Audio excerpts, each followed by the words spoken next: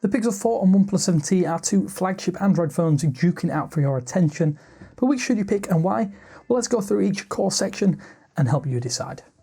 Thanks for watching 9to5 Google on YouTube. Be sure to thumbs up, hit subscribe, and then enable notifications with the bell icon so that you don't miss any of our upcoming videos. This is one area where there are similarities between the 7T and Pixel 4 and 4 XL. Externally, they both look very different. I will say the OnePlus 7T though is more comfortable in the hand, whereas the Pixel 4 and 4 XL have far grippier sides. Both flagships come with a 90Hz refresh rate display, although the difference here actually is more pronounced on the Pixel 4 XL, which is a QHD Plus display rather than a Full HD Plus panel found on the 7T and the smaller Pixel 4. Without a notch, I will say I do prefer the Pixel 4 XL display, but the 7T does get far brighter in outdoor scenarios. The colourful design of the 7T is substantially more striking than the plain white and glossy black versions of the Pixel 4 series, but that also orange one is far more striking. Of course, that is subjective at best, and in terms of that hard to describe premium feel, I have to say the 7T does feel a little better overall. You would have to say that the 7T will have greater longevity as well, thanks to the Snapdragon 855 Plus chipset and 8GB of RAM. The 6GB of RAM and Snapdragon 855 found in the Pixel 4 should be fine for long term, but the 7T does edge it out in the hardware stakes.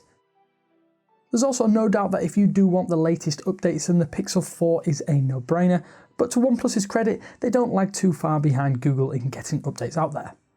Oxygen OS, however, does feel a slight step ahead of the Pixel 4, but the day-to-day performance is more or less neck and neck, although the display on the 7T is at a constant 90Hz refresh rate, which does feel slightly better.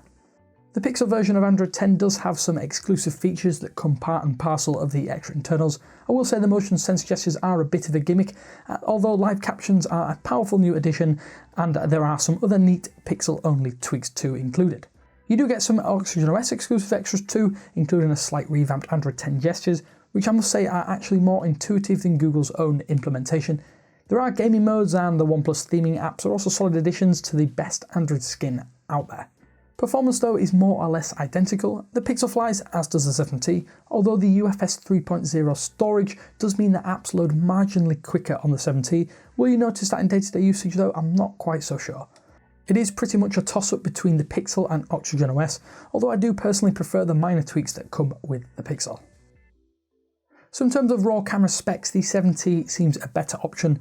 I will say that it is a solid camera system, and if you really value having an ultra-wide angle lens, then this 7T all the way.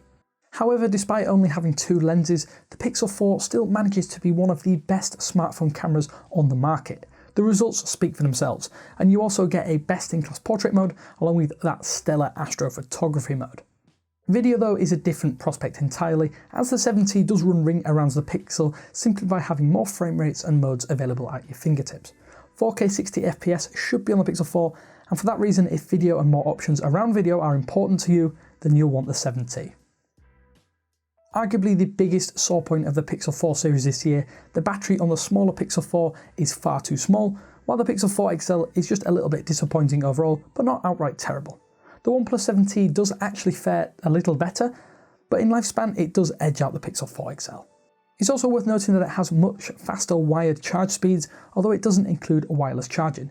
If battery life is important, then maybe opt for the 7T, but I will say that the Pixel 4 XL is only just a step behind. It's probably unfair to compare prices, as it's a complete no contest here, as the $600 OnePlus 7T really is a superbly priced package. The Pixel 4 series is being sold at the same price as many top-tier flagships, without quite as much on paper. But with deals and sales more likely in the future, it does become a more palatable purchase.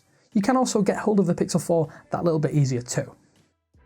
For us, the OnePlus 7T might be on paper a better buy than the Pixel 4 or Pixel 4 XL. That said, the latest Pixel devices are the best Google has made so far, and are still pretty fantastic, if a little overpriced. If you do own either device, or are thinking of picking them up, then let us know why you've opted for one over the other down there in the comment section below. Of course, I'd like to say thanks again for watching, but this is Damien with 9to5 Google, and until next time, I will speak to you later.